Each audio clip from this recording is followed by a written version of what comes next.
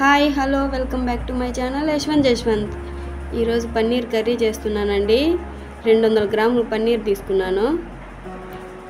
Stove on చేసి బాండెలు పెట్టుకొని 1 spoon అంత ఆయిల్ వేసుకున్నాను. దాంట్లోకి మసాలాలు వేయించుకుంటున్నానండి. స్టార్ పువ్వు, చెక్క, లవంగాలు, 2 యాలకులు, బిర్యానీ ఆకు, బాదం గింజలు ఒక 5-6 వేయించుకున్నాను. ఇప్పుడు కట్ చేసిన టమోటా, ఎర్రగడ్డ కూడా ఇందులోనే వేసి వేయించుకుంటున్నానండి. బాగా ఫ్రై అయ్యేంత వరకు వేయించుకోవాలి. ఇందులోనే కొంచెం తెల్లగడ్డ, కొంచెం అల్లము వేసుకున్నానండి. అది బాగా ఇట్లా ఫైన్ పేస్ట్ చేసుకోవాలి. బాగా నున్నగా చేసుకోవాలి. పేస్ట్ ఎంత నున్నగా ఉంటే కూర టేస్ట్ అంత బాగుంటుందండి.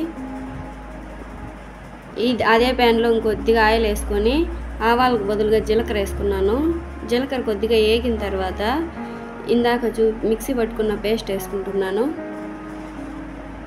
నూనెలో బాగా కలిసేంత వరకు బాగా కలుపుకోవాలి. కాసేపు మూత పెట్టేసి పక్కన పెడితే పచ్చివాసన అంతా పోయి ఏగుతుందండి. ఇట్లా ఆయిల్ తేలుతుంది పైకి.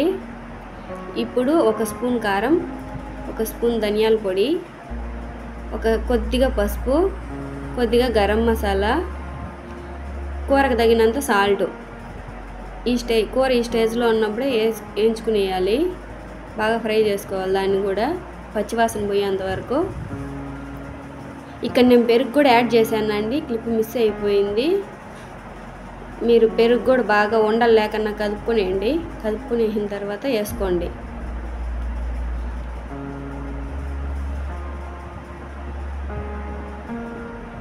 మసాలా అడుగు అంటుకున్న కొద్దిగా నీళ్ళు వేసుకొని వేయించుకుంటున్నాను. చూడండి, బాగా వేగిన తర్వాత కట్ చేసుకున్న పన్నీర్ ముక్కలను వేసుకుంటున్నాను.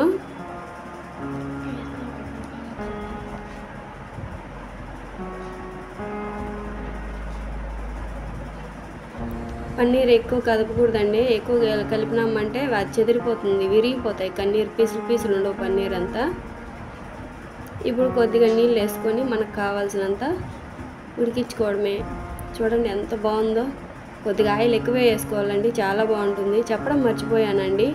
నేనైతే చపాతీలోకి చేస్తున్నాను. అన్నంలోకి అయితే కొద్దిగా కారం ఎక్కువ వేసుకోవాలి, లేదంటే చప్పగా ఉంటుంది, కారం తక్కువ అనిపిస్తుంది.